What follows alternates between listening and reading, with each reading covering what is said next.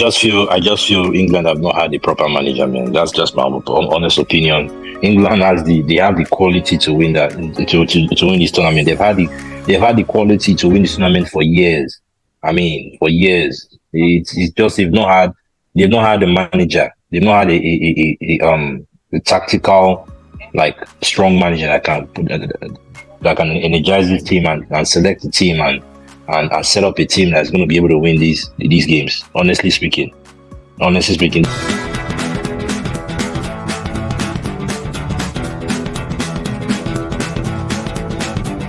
Transit TV, welcome back again, back to the Euro 2024 studios. Today is the second day of the second games for the group stages.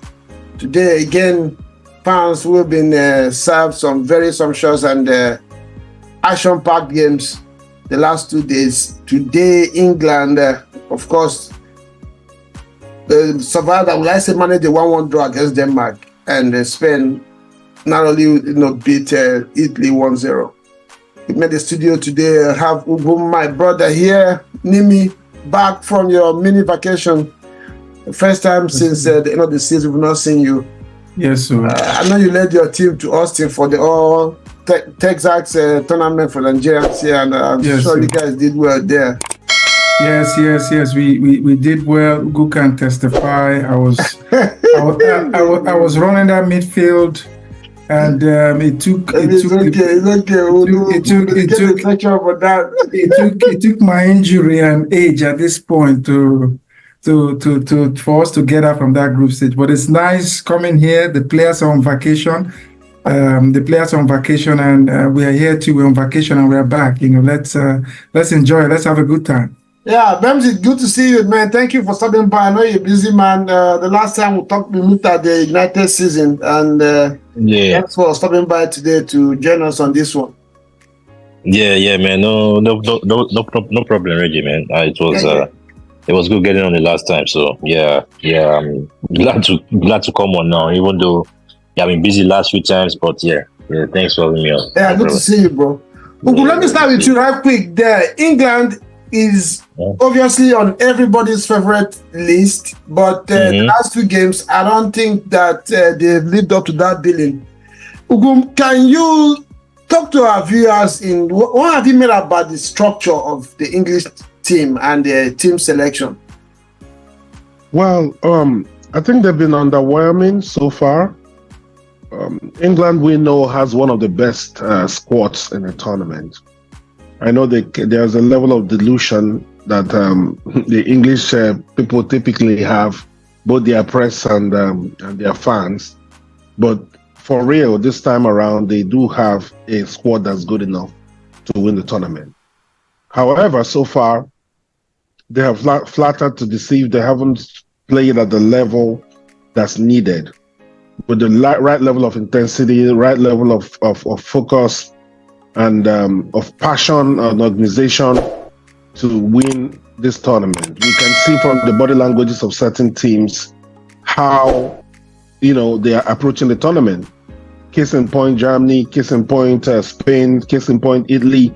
Even to the likes of Serbia, the likes of Slovenia, Slovakia, Switzerland. You can see these teams have come to do some business. We don't see that level quite just yet with England. I cannot say why. I know that the coach is under a lot of pressure because of the negative way that he approaches games. One thing that we've seen with the England squad is that they start really well, good level of intensity they played. Of course, they have technical players. They have players that have been very successful at the club side level. But once they score a goal, something just makes them, everybody goes right back into their shell and they try to get the opponent to attack instead of staying on the front foot. I watched Spain today. Their approach is completely different. They come after you over and over and over, right? In spite of whatever the scoreline is. And so that's what the fans of England that are not English people like me, I support England. I expected them to, be a bit more passionate, be a bit more intense, be a bit more proactive in the way they play, and that's been really lacking. And so that's the problem for me. Again, also the setup, the way the team is set up, the midfield is pretty light because they are playing Trent Arnold in midfield, who has played fullback almost all season for Liverpool, though he's played sometimes in the midfield for Liverpool. But he's coming back from injury. He hasn't been playing at that position for England. This is the first time in a major tournament as serious as this.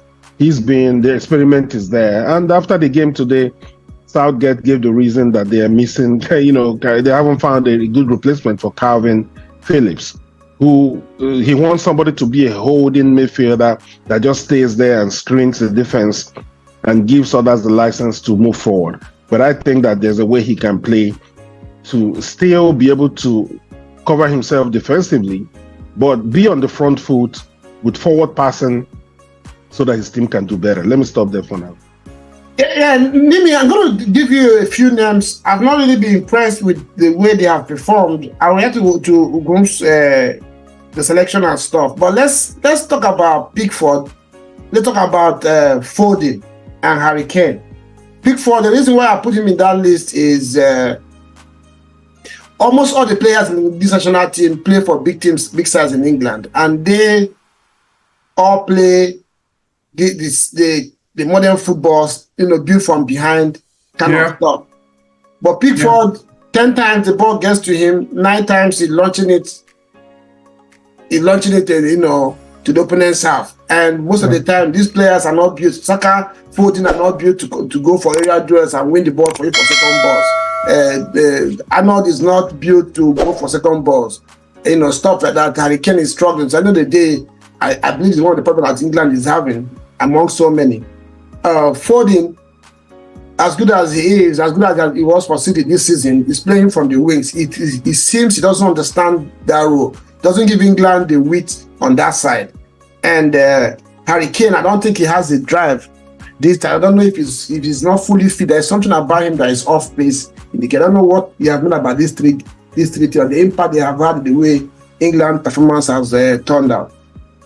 You talked about Pickford. I don't think Pickford has contributed anything. I understand what you say, building from the back. But I think from a goalkeeping perspective, I don't think Pickford has, he has done anything wrong for me. In terms of, Foden, Foden electrifies. He scored 27 goals in the EPL Player of the Season. His electricity comes up when he's not being hogged in the middle. He drifts into he's not being hogged in the wings. And he drifts into the middle. And as you can see from the first 2 matches, the chances he has created has been when he cuts in and he's in the middle. So Southgate right now is playing a conservative kind of football, where the players are not allowed. It could be tactical, but they're not allowed to express themselves. A situation where you bring Trent Arnold, Alexander-Arnold, you put him in the midfield with Declan Rice. You don't expect much because Trent is not a natural midfielder. He's a right back that inverts into the middle when, with the Liverpool style. And now you're giving him that ability to just be there in the middle. It's not going to work. But if you observe, he looks lost. He's always lost. If you look, for example, Declan Rice had so many missed passes to he was the guy. I was going to get to him. Just stay with those 3 guys. So I think Harry Kane, for example, he's starved off of services. If I were the coach, I would play a Declan Rice with Bellingham and play Foden as a 10. Yeah. Or bring in a Palmer as a 10. But Harry Kane has been non-existent because he's not been served. You don't score 64 goals just like that. He has quality, but he needs to be fed. And right now, the team setup is not bringing the best. And you could see with Denmark overran the English midfield today. There was no ifs or buts. They were overall. So that's what I think about it, and I think that those three players are underperforming because of the coach's decision. The coach, it has to go with tactical. Bems, I don't know if you look at the team, there is so much wrong with the selection, the setup, like Nini has said, Uguma has mentioned, and I was saying, I don't know if you watched our first preview. I was saying that England's blessing is looking like it's going to be a cost to them. Why did I say that? They have, like Uguma mentioned, have a lot of good players, but it looks like they have the same players with similar attributes in the team. So when you take this guy out and bring this guy, it's almost the same thing you're doing. As against having people, because for me, what makes a team is people bring different attributes into the team that are complementary. Then it gives you the result. But it looks like he had the same people doing the same thing. So when you change this guy and bring this guy, it gives you exactly the same thing the other person was giving you. Now, that's our selection. If you look around that team now, it looks like maybe they are inexperienced players all around the squad.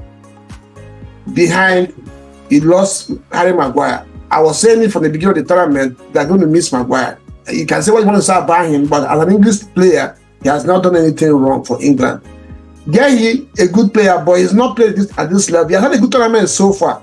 But between him and, what's his name? John Stones, I see there's no cohesion. There's something off between the both of them. They probably have the same attributes. So you need somebody that can complement each other, but they are like the same. So that aggression, they don't really have it that much in that difference. Kieran Trippier, I don't know how you look at the whole of England. You can only find a right-footed player to play from the wings. When you have a Foden in front of him who is not built to play, to open up the field and play from the wings. So that left side of the pitch is dead for England because cannot overlap. He's not a left-footed player. He can't give you crosses from there. Foden drifts inside. So that whole side is dead. So I don't know what have you made about. What's your main issue with this England national team in this tournament so far? Because obviously they have the quality, but somehow it's not working for them. Yeah, I think you guys have hit a lot of the points about this England team. There's no balance, pretty much. Exactly. The balance in this team is completely gone. So if you look at, everywhere from defense to midfield to attack, there's no balance across the whole pitch. Yes, you are correct. The missing Maguire is causing problems. They are really missing him for sure. Because he does perform well in an England shirt. He does have that chemistry with Stones. So it's like you're playing with. So Pickford is playing with a totally different. I won't say completely different, but it's a different back four, right? Yeah. So when you've been playing with a certain back four, now the back four, like two players are complete. Like it's basically the you can see the left side of that defense is totally different. So obviously that balance and that chemistry and that pattern of play between them is not going to be there. Then in the midfield, you bring in Trent. Trent is not a midfielder; he's a right back. But Trent, he made a comment. Okay, Trent playing in the midfield is experimentary. This guy is. I don't know how you make that such of a comment in a game like this. In a tournament like this, Trent in midfield is not working. It's not working. He needs to balance that midfield out with either bring Bellingham to play alongside bring Bellingham to play alongside Declan Rice and put Foden in 10. Put Foden in 10 and then play Gordon on the left wing, right? Play Gordon on the left wing, or you can play Breach on the left wing. If you ask me, I'll say start with Gordon on the left wing. The reason why because Gordon has that pace and he has and he's good at stretching. He stretches. He gives you that way. On the defense. Yeah. He stretches and gives pressure on the defense. At the same time, that's also going to help Harry Kane out. So Harry Kane is playing down the middle. Harry Kane can even drop deep and even feed Gordon on the wing too, because he's good at going in behind. And then you can. I'm okay with Saka playing on the right side. I'm okay with him playing on the right. It's just you need to because Saka prefers to get ball to feet. The way I like to set up my attack is I like to have at least one winger that's going to stretch and give you that width, that's going to go running behind, and the other one that's okay with getting ball to feet. It gives you that mix.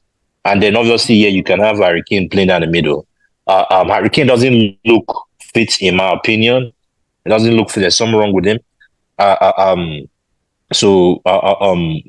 I mean, we just have to wait and see what happens there with Harry Kane. But obviously, I mean, that team has no balance from defense to up front, man. Completely. I would even. I mean, Rashford has not had a good season. But Rashford has been good for England.